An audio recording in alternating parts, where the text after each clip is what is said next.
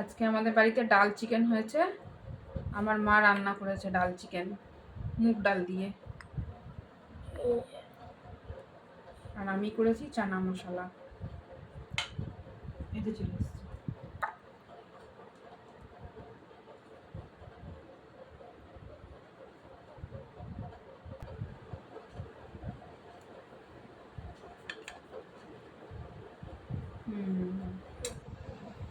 চানা মশলা, আজকে চানা মশলাটা আমি বানিয়েছি।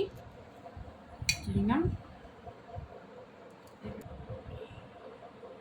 এই যে স্যালাডটা পর্ব কেটেছে, সাজিয়েছেও পর্ব। এই যে আজকে আমাদের সানডে স্পেশাল মেনু, ডাল চিকেন, চানা মশলা, পরোটার স্যালাড।